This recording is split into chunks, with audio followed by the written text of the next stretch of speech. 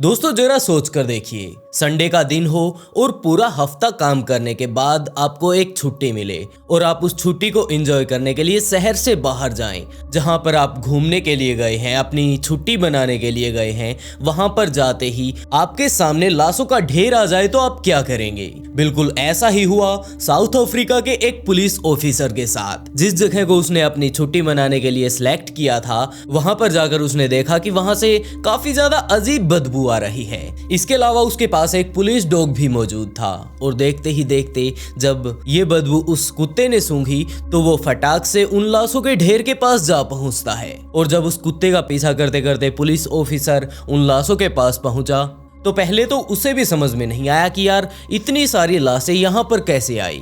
दरअसल ये मामला 17 सितंबर 1995 का है, जब साउथ अफ्रीका के जोहान्सबर्ग से 12 किलोमीटर जब दूर वो पुलिस ऑफिसर घूमने गया तो उसे वहां पर कुछ ऐसा मिला। वो एक पुलिस ऑफिसर था, जिसके चलते इस बात का तो उसे पता ही है कि किसी भी क्राइम वाली जगह के साथ कोई छेड़खानी नहीं करनी चाहिए। जिसके चलते सबसे पहले उसने अपने सभी ऑफिसर्स के पास कॉल किया और उसने बताया कि आखिरकार उसे क्या मिल गया है। और देखते ही देखते सारी की सारी पुलिस की टीम वहां पर पहुंच जाती है और वहां पहुंचने के बाद जो इन्वेस्टिगेशन की गई तो उसमें सामने ये आया कि यहाँ पर कुल 10 लाशें हैं। और सबसे बड़ी बात यह है कि वो सारी की सारी डेड बॉडी लेडीज की है। उसमें काफी सारी बॉडी ऐसी मौजूद थी जो कि पूरी तरह से गल चुकी थी और काफी सारी ऐसी जिनकी हड्डियां बिल्कुल साफ साफ देखी जा सकती थी और कुछ बॉडी ऐसी भी थी जो कि अभी तक गली ही नहीं। सभी पुलिस वालों ने सिर्फ यही अंदाजा लगाया कि हो ना हो ये किसी न किसी सीरियल किलर का काम है। जिस हिसाब से यहाँ पर बॉडी पड़ी हुई है और कुछ बॉडी डिकम्पोज हो चुकी हैं और कुछ अभी भी ताजी लग रही हैं, तो इसका मतलब साफ है कि कोई ना कोई इन्हें मारता है और यहाँ पर लाकर पटक देता है। और उसके बाद पुलिस वालों ने अपने सभी की सभी रिपोर्ट्स चेक की कि आखिरकार शहर से कौन कौन सी लड़कियां गायब हुई हैं, किस किस की मिसिंग रिपोर्ट है और आज के समय में कौन सा सीरियल किलर एक्टिव है। बाद में पुलिस वालों ने स्पेशल इस केस के लिए एक टीम बनाई और इस केस को द एबीसी मर्डर नाम दिया गया। इस केस को एबीसी मर्डर इसलिए भी कहा जाता है क्योंकि जो पुलिस वालों ने रिपोर्ट्स चेक की थी और वहां पर जो डेड बॉडी मिली थी वो साउथ अफ्रीका के उन 3 शहरों से रिलेटेड थी। बाद में और इन्वेस्टिगेशन की गई तो पुलिस को पता चला कि ये मर्डर सिर्फ और सिर्फ 10 नहीं हुए हैं। जिस तरह से ये सभी महिलाएं गायब हुए थी, बिल्कुल इसी तरह काफी सारी और महिलाएं भी गायब हो चुकी हैं। तो हो सकता है उन सभी को भी मार दिया गया हो। अभी तक सिर्फ और सिर्फ 10 लाशें मिली थी, लेकिन बात अगर उस मर्डरर की जाए तो उसने लगभग 38 महिलाओं को बड़े ही बेरहमी से मार डाला था। और पुलिस की अगर रिपोर्ट की बात की जाए तो इनकी संख्या लगभग 72 भी हो सकती है। और उस टाइम जब लोगों को इस केस के बारे में पता चला तो लोग इतने ज्यादा भड़क गए कि उस टाइम के जो साउथ अफ्रीका के प्रेसिडेंट थे नेल्सन मंडेला, उन्हें अपनी विदेश यात्रा को रद्द करके उस क्राइम वाली जगह पर आकर खुद लोगों को ये कहा था कि मैं खुद इस केस के ऊपर पूरा ध्यान दूंगा और बहुत जल्द हम लोग उस सीरियल किलर को भी पकड़ लेंगे। और जैसा कि प्रेसिडेंट ने बोला था कि वो लोग उस सीरियल किलर को पकड़ लेंगे, बिल्कुल इसी तरह आखिरकार उसे पकड़ भी लिया गया। उस सीरियल किलर का नाम था मोजे शिटोले। मोजे शिटोले ने काफी सारी महिलाओं को मार डाला था, जिसका अंदाजा आप इससे लगा सकते हैं कि इसकी संख्या लगभग 38 से लेकर 72 तक कहीं पर भी हो सकती है। लेकिन आखिरकार सवाल सामने यही आता है कि आखिरकार कोई इतना ज्यादा खूंखार कैसे बन सकता है। और इस बात का जवाब तो हम लोग सिर्फ और सिर्फ उसके लाइफस्टाइल से ही जान सकते हैं कि आखिरकार उसकी जिंदगी में ऐसा क्या बीता जो वो लोगों से इतनी ज्यादा नफरत करने लगा कि उसने इतने सारे कत्ल कर दिए। मोजे शिटोले का जन्म 1964 में साउथ अफ्रीका के जोहान्सबर्ग में हुआ। जब वो पैदा हुआ तो वो साउथ अफ्रीका के उस हिस्से में बड़ा हुआ जहां पर गरीबी काफी ज्यादा बुरे तरीके से अपने पांव फैला चुकी थी। लेकिन एक और दूसरे हादसे की अगर हम बात करें तो वो ये था कि जब ये सिर्फ 6 साल का था तो इसके पिता की डेथ हो गई थी। एक 6 साल का बच्चा जिसे इस बारे में कोई अंदाजा नहीं कि उसके घर पर एक जो मेन कमाने वाला व्यक्ति था वो अब इस दुनिया में नहीं रहा, तो अब उसके साथ क्या होने वाला है। वही बात अगर इसकी माँ के बारे में की जाए तो वो भी कोई ऐसी ज्यादा कोई खास अच्छी जॉब पे नहीं लगी हुई थी कि वो अपने परिवार का पालन पोषण कर सके। वैसे भी बात अगर इसके भाई बहनों के बारे में की जाए तो ये परिवार में लगभग 6 से 7 भाई बहन थे और अकेले इसकी माँ इन सब का पालन पोषण नहीं कर सकती थी, जिसके चलते उसकी माँ ने कुछ ऐसा कदम उठाया कि इन सभी बच्चों की सारे के सारे हालात ही बदल गए। उसकी माँ ने उन सभी बच्चों को इकट्ठा किया और एक पुलिस स्टेशन के सामने जाकर उन्हें वहीं पर छोड़ दिया। और उन्हें छोड़कर वापस आने से पहले उसकी माँ ने उन सभी बच्चों को ये भी बात पूरी तरह से समझाई थी कि बेटा, अब हमारे घर में कोई कमाने वाला तो रहा नहीं, तो हम अब एक साथ नहीं रह सकते। और जैसे ही यहाँ पर पुलिस तुम्हें आकर देखेगी और पूछेगी कि तुम कौन हो, तुम्हारा घर कहाँ पर है, तो प्लीज़ उन्हें ये मत बताना कि हम लोग कहाँ पर रहते हैं। वो लोग तुम्हारा अरेंजमेंट अपने आप कर देंगे। जिसके बाद ये सभी के सभी 6 से 7 भाई बहन वहाँ पुलिस स्टेशन के बाहर खड़े होकर पुलिस वालों का इंतजार करने लगे कि आखिरकार वो लोग हमें आकर संभालेंगे और उसके बाद देखते हैं हमारी जिंदगी कहाँ जाती है। और बिल्कुल इसी तरह लगभग आधे घंटे बाद वहाँ पर पुलिस आती है और वो पूछती है कि हाँ बच्चों, तुम यहाँ पर क्यों खड़े हो। तो उन सभी भाई बहनों में जो सबसे बड़ा भाई था उसने कहा कि सर, हम बेघर हैं, हमारे पास ना तो खाने के लिए खाना है और ना ही रहने के लिए घर। तो पुलिस वालों को ये बात काफी ज्यादा बुरी लगी कि यार ये काफी ज्यादा छोटे हैं और अभी खुद की संभाल तक नहीं कर सकते, जिसके चलते पुलिस वालों ने उन सभी बच्चों को अनाथालय भेज दिया। अनाथालय के भी हालात अगर साउथ अफ्रीका के देखे जाए तो वहाँ पर काफी ज्यादा गरीबी है। जब उन्हें अनाथालय ले जाया गया तो वो लोग वहाँ पर भी एक साथ नहीं रह पाए और उन्हें अलग अलग अनाथालयों में डाल दिया गया। लेकिन बात अगर अनाथालय की जाए तो और बच्चों के बारे में तो कुछ ज्यादा नहीं कहा जा सकता, लेकिन मोजेस इटोले ने बाद में खुद पुलिस के साथ मिलकर जब इसके बयान सामने आए थे तो इसने खुद बताया था कि वहाँ के जो वर्कर थे वो इसके साथ काफी ज्यादा बदसलूकी किया करते थे। और यही कारण था कि जब ये 8 साल का हुआ तो इसने ये बात ठान ली कि मैं यहाँ पर और ज्यादा टाइम तक नहीं रह सकता और उसने डिसाइड किया कि मैं यहाँ से भाग जाऊंगा। और एक दिन ऐसा भी आया जब वो वहाँ से भाग निकलता है। लेकिन अब सामने बात ये आती है कि आखिरकार वो जाएगा कहाँ। तो उसने डिसाइड किया कि वो अपनी माँ के पास वापस जाएगा। हो सकता है उस टाइम तो हम लोग परिवार में 6 से 7 बच्चे थे और अब तो मैं सिर्फ अकेला रह जाऊंगा, हो सकता है मेरी माँ मुझे एक्सेप्ट कर ले। ये बात काफी ज्यादा दुख भरी थी कि एक बच्चा इस बात की उम्मीद लगाकर जा रहा था कि शायद उसकी माँ उसे एक्सेप्ट कर ले। वैसे उसका घर वहां पर कोई आसपास में नजदीक नहीं था, जबकि उसके उस अनाथालय से लगभग 300 मील दूर था। और वो बच्चा लगातार रात दिन चल के वहां पर रास्ते में खाना किसी से मांगकर या फिर पानी पीकर जिस भी तरह से ले देकर अपनी माँ के पास पहुंच जाता है। लेकिन जैसे ही वो अपनी माँ के पास पहुंचा तो उसकी माँ उसे देखकर रोने लगी। वो उसके साथ गले मिलती है और थोड़ी देर उसके साथ बैठती है, लेकिन उसके बाद वो अपने बच्चे को फिर से बताती है कि बेटा, अपने घर के हालात काफी ज्यादा बेकार हैं, तुम्हें वापस वहीं पर जाना होगा। मोजेस इटोले रोने लगता है और कहता है कि मैं वहां पर नहीं रह सकता, वहां पर काफी सारे ऐसे लोग मौजूद हैं जिनके साथ मैं रहना बिल्कुल भी पसंद नहीं करता। और उसने बताया कि किस किस तरह वो लोग उसे तंग किया करते हैं। लेकिन दूसरी तरफ उसकी माँ भी कहती है कि बेटा, अगर हालात अपने घर के देखे जाएं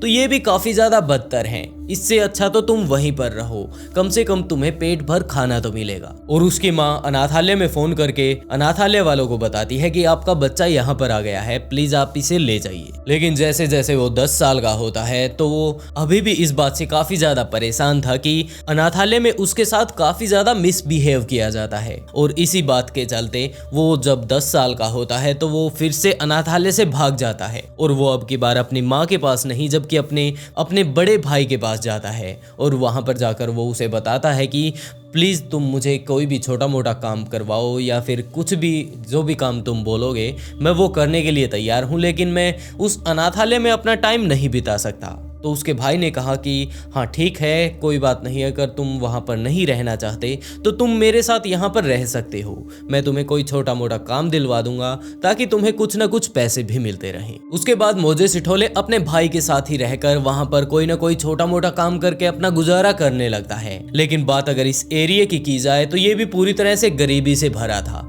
अगर कोई व्यक्ति अपना काम करके पैसे कमा लेगा तो वो पेट भर खाना खाकर सो सकता है, नहीं तो उन्हें भी भूखा ही सोना पड़ेगा। इसी तरह वो आसपास में कोई छोटा मोटा काम करके अपना काम चलाता रहा और इसके अलावा उसने काफ़ी सारे अच्छे काम भी किए, जैसे कि अगर कोई बच्चा अपने माता पिता से दूर है या फिर वो बिछड़ गया है तो वो उन्हें वापस अपने घर पहुंचाने में मदद करता और उन्हें आखिर में यही कहता कि यार मैं तो अपनी फैमिली के पास नहीं रह पाया, जाओ तुम ही अपने परिवार के साथ रह लो। और इसी तरह लोगों की मदद करते करते वो बड़ा हुआ। जब वो बड़ा हुआ तो उसे जो लोग उसे जानने पहचानने वाले थे उनका कहना था कि ये काफ़ी ज़्यादा जेंटलमैन बंदा है, क्योंकि इसे काफ़ी ज़्यादा अच्छा रहने का सलीका भी है। और बात अगर इसकी ज़िंदगी की जाए तो ये अपनी ज़िंदगी में काफ़ी सारे अच्छे काम भी करता है। ये सिर्फ अपने आप से काम नहीं रखता जबकि औरों की मदद भी करता है। इसके साथ ही इसने एक ऑर्गेनाइजेशन को भी स्टार्ट किया जिसका नाम था यूथ अगेंस्ट ह्यूमन एब्यूज। और इस ऑर्गेनाइजेशन को स्टार्ट करके इसका कहना था कि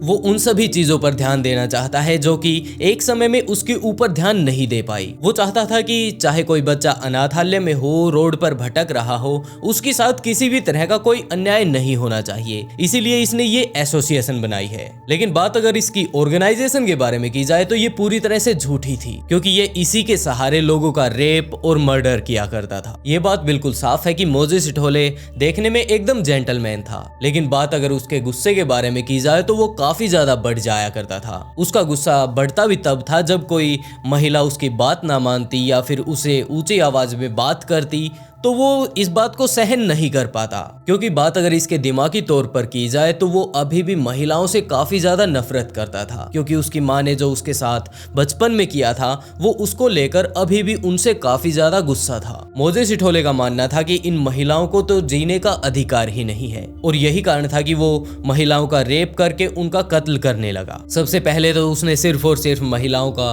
रेप करना शुरू किया, लेकिन एक टाइम ऐसा भी आया जब वो महिलाओं को मारने भी लगा। ऐसा हादसा सबसे पहले में हुआ जब वो अपनी गर्लफ्रेंड की बहन के साथ कहीं जा रहा था तो उसने अपनी गाड़ी एक वीरान रास्ते की ओर ले ली। उसकी गर्लफ्रेंड की बहन ने भी पूछा कि हम लोगों को तो शहर की तरफ जाना है, आखिरकार तुम उस तरफ क्यों जा रहे हो? तो मोजेस इटोले ने कहा कि मुझे थोड़ा काम है और तुम्हें किसी तरह की प्रॉब्लम हो तो तुम पैदल ही जा सकती हो। इस तरह का रूड बिहेवियर देखकर उसकी बहन को अजीब जरूर लगा, लेकिन उसे लगा कि शायद ये मजाक कर रहा होगा। तो उसने कहा कि कोई बात नहीं, तुम अपना काम कर लो, उसके बाद हम लोग चल पड़ेंगे। लेकिन जैसे ही वो सुनसान रास्ते पर थोड़ा और आगे पहुंचता है जहां पर कोई भी उन्हें नहीं देख रहा था तो उसने अपनी गाड़ी रोकी और वहीं पर अपनी गर्लफ्रेंड की बहन का रेप कर दिया। और जैसे ही उस लड़की के साथ ये सब हुआ तो वो काफ़ी ज़्यादा रोने लगी और मोजेस इटोले ने कहा कि अगर तुमने किसी को भी इस बारे में बताया तो मैं तुम्हें जान से मार डालूंगा। तो उसकी गर्लफ्रेंड की बहन ने भी कहा कि मैं किसी को इस बारे में नहीं बताऊंगी, प्लीज मुझे मत मारना। इसी तरह टाइम बीतता रहा और उस लड़की ने ना तो पुलिस को कुछ बताया और ना ही किसी और व्यक्ति को। इस बात को जानकर मोजेस इटोले को भी काफी ज्यादा अच्छा लगा कि वाओ, मैंने एक लड़की का रेप कर दिया और आखिरकार उसने किसी को कुछ बताया भी नहीं। इस बात से उसका कॉन्फिडेंस और भी ज्यादा बढ़ गया और उसने ऐसे ही एक लड़की को और पकड़ा और उसका भी रेप कर दिया और उसे भी कहा कि अगर तुमने किसी को कुछ बताया तो मैं तुम्हें जान से मार डालूंगा। और उस लड़की ने भी बिल्कुल पहले वाली लड़की की तरह किसी को कुछ नहीं बताया। लेकिन अक्सर वही लड़कियां मोजेस इटोले से उसी शहर में मिलती रहती थी, तो जब भी मोजेस इटोले उनसे मिलता तो उनसे नजरें नहीं मिला पाता, जिसके चलते उसने अंदाजा लगाया कि यार मैं अपने ही शहर की इन सभी लड़कियों के साथ ऐसा कुछ नहीं कर सकता। मुझे लगता है मुझे कुछ ऐसी लड़कियों की जरूरत है जो कि मुझे इस काम के बाद दोबारा कभी मिले ही ना। एक ऐसा एडवर्टाइजमेंट डाला कि मेरे पास इस तरह एक एसोसिएशन है जो कि बच्चों की मदद करती हैं और उसमें मुझे कुछ वर्कर्स की जरूरत है। अगर कोई महिला इस जॉब को करना चाहती हो तो मुझसे कांटेक्ट कर सकती है। ये बिल्कुल एक डेस्क की जॉब है और किसी भी तरह की आपको कोई परेशानी नहीं होने वाली। और इस एडवर्टाइजमेंट को देखा वही स्वाकासिका नाम की एक लड़की ने और वो उससे मिलने के लिए काफी दूर से एक ट्रेन के सहारे उस तक पहुंच पाती है। और जैसे ही वो मोजेस इटोले के पास पहुंचती है तो मोजेस इटोले अपनी गाड़ी लेकर उसे रेलवे स्टेशन पर पिक करने जाता है। और रेलवे स्टेशन से जैसे ही वो लोग शहर की तरफ आने लगते हैं तो उसने रास्ते में एक उजाड़ जगह की तरफ अपनी गाड़ी को मोड़ दिया। उस महिला ने भी कहा कि उस तरफ जहां पर हम जा रहे हैं उस साइड तो मुझे कुछ दिखाई ही नहीं दे रहा, आखिरकार हम लोग इस साइड क्यों जा रहे हैं? तो मोजेस इटोले ने कहा कि ये हमारे ऑफिस जाने का एक शॉर्टकट रास्ता है, अगर तुम्हें किसी तरह की दिक्कत ना हो तो हम यहाँ से जल्दी पहुंच जाएंगे। उस महिला ने भी कहा कि मुझे किसी तरह की कोई दिक्कत नहीं, आप यहाँ पर फिर भी रहने वाले हैं, आपको जिस तरह ठीक लगे वहीं से ले लीजिए। तो वो फिर से वहीं वीरान जगह पर उसको लेकर जाता है। जाने के बाद फिर से उसका रेप करता है और उसे भी यही चेतावनी देता है कि तुमने अगर किसी को कुछ बताया तो मैं तुम्हें जान से मार डालूंगा। ये महिला भी काफ़ी ज़्यादा घबरा जाती है और मोजे सिठोले से कहती है कि ठीक है, मैं किसी को कुछ नहीं कहने वाली। उसके बाद वो उस लड़की को अपनी गाड़ी में वापस बैठाता है और मार्केट की तरफ ले आता है। वहाँ पर मार्केट में लाने के बाद उसे वहीं किसी रोड पर छोड़ देता है। वो महिला वहाँ रोड पर रह तो जाती है, लेकिन वो भी इसी बात को सोचती है कि आखिरकार मैंने अपने घर वालों को ये बात बताई थी कि मैं इस तरह जॉब के लिए जा रही हूँ और अब मैं वापस जाऊँगी और बताऊँगी कि मेरे साथ कुछ ऐसा हो गया है। तो इस बात को जानकर मेरे घर वाले भी काफ़ी ज़्यादा परेशान होने लगेंगे। मुझे आखिरकार यहीं पर कोई ना कोई नौकरी ढूंढ लेनी चाहिए और अपना जैसे भी है खर्चा चलाना होगा। जिसके बाद एक दिन ऐसा भी आया जब उसी महिला ने इसी तरह नौकरी ढूंढते ढूंढते रोड पर दोबारा से मोजे सिठोले को देखा और उसे देखते ही उसे इस बात का पूरा कॉन्फिडेंस हो गया अब तो वो मार्केट में है, अब सबके सामने तो वो मारने से रहा। तो उसने जल्द से जल्द पुलिस के साथ कांटेक्ट किया और अपनी आप बीती बताई कि इस तरह ये मुझे यहाँ पर फंसा कर ले आया और उसके बाद इस तरह ले जाकर मेरा रेप कर दिया। तो पुलिस वहाँ पर आती है और मोजे सिठोले को गिरफ्तार कर लेती है और उसके बयान के तौर पर उस लड़की को भी अपने साथ ले लेती है। लेकिन यहाँ पर भी दिक्कत सामने तब आती है जब पुलिस ने उन दोनों को एक ही गाड़ी में बैठा दिया। तो मोजे सिठोले ने उस लड़की से कहा कि मैंने तुम्हें कहा था कि इस बारे में किसी को कुछ भी मत बताना। मुझसे ही बहुत बड़ी गलती हो गई जो मैंने उस दिन तुम्हें जिंदा छोड़ दिया। मैंने उसी दिन तुम्हें मार देना चाहिए था। ये बात आगे बैठे पुलिस वाले भी लगातार सुन रहे थे और वो भी यही सोच रहे थे कि यार तू पुलिस की गाड़ी में बैठा है, कहीं रोड पर नहीं खड़ा जो तू इतने घटिया बयान दे रहा है। वैसे कोई बात नहीं मुन्ना, तू हमारे साथ पुलिस स्टेशन तो चल, वहां पर जाकर हम लोग तेरी खातिरदारी करेंगे। उसे वहां पर ले जाने के बाद कोर्ट में पेश किया गया और कोर्ट में रहते रहते जिस तरह के उसने बयान गाड़ी में दिए थे और उस महिला ने जैसा जैसा उसे बताया उसके तौर पर उसे 6 साल की सजा दी गई। लेकिन सजा के लिए जैसे ही उसे जेल में डाला गया तो वो वहां पर काफी ज्यादा जेंटलमैन बनकर रहा करता था, क्योंकि उसे इस बात की पूरी आस थी कि अगर ये काफी ज्यादा अच्छा बिहेवियर यहाँ पर दिखाएगा तो पुलिस वाले भी यही सोचेंगे कि ये बदल चुका है और उसकी जेल की सजा थोड़ी कम हो जाएगी। और उसका जो सोचना था वो बिल्कुल ठीक था, क्योंकि काफी ज्यादा जल्दी वो जेल से बाहर भी आ जाता है। जेल से बाहर आते ही उसने सबसे पहले फैसला ये लिया कि मैंने जिस तरह लड़कियों का रेप किया है और उसके बाद उन्हें छोड़ दिया धमकी देकर, मैं ऐसा आगे से तो बिल्कुल भी नहीं करने वाला। जिस भी लड़की का अब की बार रेप करूंगा उसे जान से मार ही डालूंगा, मेरे को कोई रिस्क नहीं लेना। लेकिन जेल से छूटने से पहले उसकी मुलाकात वहाँ उसके साथ जो जेल में एक और बंदी था उसकी बहन उससे मिलने आया करती थी। तो मोजे सिठोले को उसकी बहन से प्यार हो गया। जैसे ही मोजे जेल से बाहर आया तो मार्था नाम की उस लड़की से उसने शादी कर ली, जो कि उसके साथ रहने वाले एक अन्य कैदी की बहन थी। वैसे देखा जाए तो अब उसकी जिंदगी पूरी तरह से सेटल थी, क्योंकि वो जेल से भी निकल चुका था, उसे एक लाइफ पार्टनर भी मिल चुका था और अब वो अपनी जिंदगी में कुछ भी करके अपनी लाइफ सुधार सकता था। लेकिन वही बात अगर उसके दिमाग में अभी भी चल रही औरतों के प्रति नफरत वो कुछ ज्यादा ही हैवी हो रही थी, जिसके चलते उसने बाहर आते ही यही बात सबसे पहले ध्यान में रखी कि मुझे अब जिस भी लड़की का रेप करना है उसे जान से मार डालना है, मुझे कोई भी सबूत नहीं छोड़ना। क्योंकि जो स्वाका मिसा थी उसने जिंदा रहने के बाद उसको पुलिस को पकड़वा दिया था। अब स्वाका मिसा का गुस्सा वो और औरतों पर उतारने वाला था। बाहर आने के बाद उसने शादी की, सारा कुछ उसका इस लाइफ सेटल सी हो गई थी, लेकिन उसने पार्ट टाइम में शुरू किया लड़कियों का रेप करना। वो फिर से उसी तरह का ऑफर अखबार में देने लगा और उसके पास काफी सारी लड़कियों के मैसेज आए कि हाँ हमें इस तरह नौकरी की ज़रूरत है। तो उसने कहा कि कोई बात नहीं, तुम मेरे पास आ जाओ, मेरे पास सारा की सारे इंतज़ाम मौजूद हैं। और जैसे ही कोई लड़की उसके पास आती तो वो उन्हें अपनी गाड़ी में बैठाकर किसी सुनसान इलाके में ले जाकर उनका सबसे पहले रेप करता और उसके बाद उन्हें जान से मार डालता, क्योंकि उसे किसी तरह का रिस्क नहीं लेना था। इसी तरह काफ़ी सारी लड़कियां आई और वो उनका रेप करता और इसी तरह वहाँ पर मारकर फेंक देता। और जो सबसे पहले आप लोगों ने एक पुलिस वाले को देखा था जो कि अपने कुत्ते के साथ पिकनिक मनाने के लिए आया था, उसने जो लाशों का ढेर देखा था वो यही लाशों का ढेर है। और वहाँ पर मिली लाशों से आप लोग अंदाज़ा लगा सकते हैं कि यहाँ पर मोजे सिठोले ने लगभग कितनी लड़कियों की जान ले ली होंगी और इस तरह ही मारकर वहाँ पर फेंक दिया होगा। वहाँ पर जो 10 लड़कियों की लाश मिली थी वो तो सिर्फ एक जगह थी। इसके अलावा और भी 3 जगह ऐसी मौजूद थी जिसके कारण इस केस का नाम ABC मर्डर पड़ा था। इसी तरह एमांडा नाम की एक लड़की मोजेस इटोले के पास नौकरी के लिए आती है और मोजेस इटोले उसे भी वहां पर ले जाकर उसको बड़े ही बेरहमी से रेप करके मार डालता है। लेकिन इस केस के चलते पुलिस ने किसी और व्यक्ति को गिरफ्तार कर लिया जो कि अमांडा का ATM कार्ड यूज कर रहा था। दरअसल ये एक चोर था और अमांडा जब मोजेस इटोले के पास आ रही थी तो उसने इसका पर्स मार लिया और बाद में इसका ATM यूज करके हैकिंग के जरिए ATM से पैसे निकाल रहा था। और जब अमांडा की लाश पुलिस वालों को मिली तो उसके ऊपर छानबीन शुरू होने लगी कि आखिरकार ये महिला कहां पर गई थी और इसका जो कोई भी मर्डर करने वाला है वो कौन हो सकता है। तो उन लोगों के सामने ATM का वो CCTV फुटेज आता है क्योंकि उन्हें पता चलता है कि इसका ATM इस तरह किसी और व्यक्ति ने यूज किया है और ATM के कैमरे में एक और व्यक्ति कैप्चर हो जाता है जिसने कि अमांडा का ATM कार्ड चुराया था। और इसी बिहाफ पर पुलिस उसे अरेस्ट करने के लिए वहां पर जाती है लेकिन वो अपने आप को सरेंडर नहीं करता और वहां से भागने की कोशिश करता है।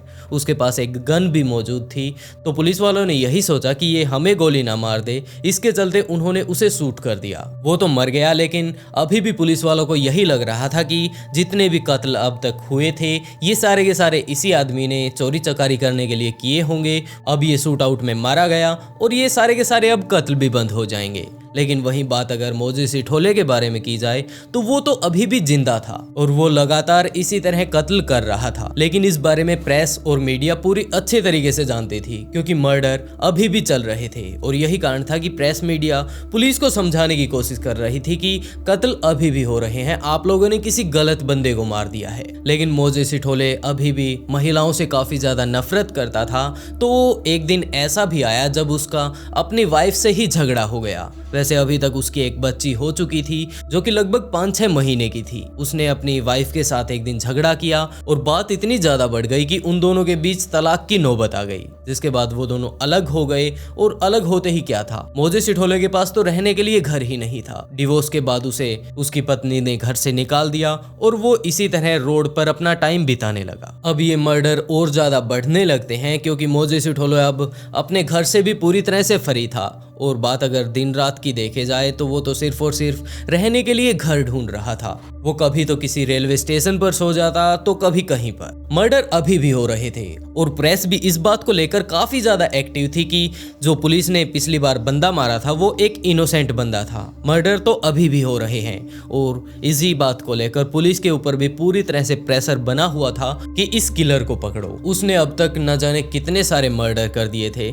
और उसका कॉन्फिडेंस लेवल कुछ ज्यादा ही बढ़ गया और उसने एक लोकल STD से प्रेस के पास फोन किया और उसने बताया कि मैं वो किलर बोल रहा हूँ जिसने आज पूरे के पूरे साउथ अफ्रीका में कोहराम मचा रखा है। और उसने सारे के सारे उन सभी मर्डर्स के बारे में बताया कि आखिरकार कितने सारे लोगों को मार डाला और उसने इन सभी को किस तरह से अपने जाल में फंसाया और वो लोग किस तरह से इसके जाल में फंस भी गए। मोजेस इटोले ने उसके द्वारा किए गए सभी के सभी खूनों को एक एक करके पूरी तरह से एक्सप्लेन किया और इसके साथ ये भी बताया कि ये जो मर्डर की संख्या है बहुत जल्द और ज्यादा बढ़ने वाली है। वो उसी इंटरव्यू में ये भी बताता है कि उसने इन सभी औरतों को मारना इसलिए शुरू किया क्योंकि एक लड़की ने उसे फंसाने की कोशिश की और उसी के कारण उसे जेल में लगभग 6 साल बिताने थे। लेकिन थोड़ा जल्दी से वो अपने अच्छे बिहेवियर के कारण छूट गया और जितना जल्दी छूट सका उसने अपने कारनामे उतने ज्यादा जल्दी लोगों के सामने दिखाने शुरू किए। और वो लड़की अगर उस दिन पुलिस को बुलाकर उसे ना पकड़वाती तो शायद ये मर्डर आज हो ही नहीं रहे होते।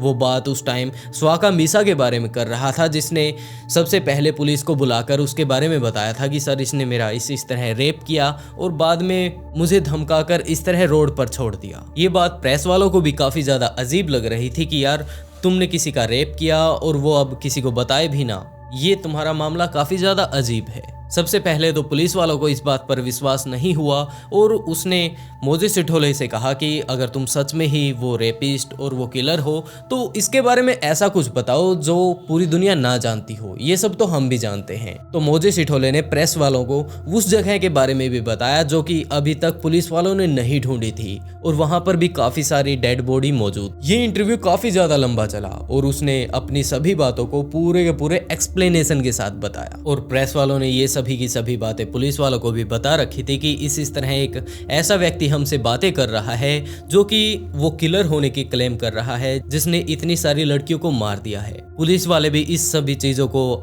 वहीं पर खड़े होकर सुन रहे थे और उन्होंने इस बात को चेक किया कि क्या ये सच बोल रहा है। और उन्होंने जब उस जगह पर जाकर चेक किया कि क्या यहाँ पर लाशें मौजूद हैं, तो वहाँ पर लाशों के ढेर लगे हुए थे और ये बात भी कंफर्म हो गई कि ये वही किलर है। तो पुलिस को वहाँ पर जितनी भी औरतों की डेड बॉडी मिलती है तो वो चेक करते हैं कि आखिरकार ये सभी की सभी किस चीज़ से ऐसा रिलेटेड थी कि ये इस किलर के हाथ लग गई। तो उन सभी ने देखा कि इन सभी ने सेम एक एडवर्टाइजमेंट के चलते इस व्यक्ति से कांटेक्ट करने की कोशिश की और यहाँ पर जॉब लेने के लिए आई थी।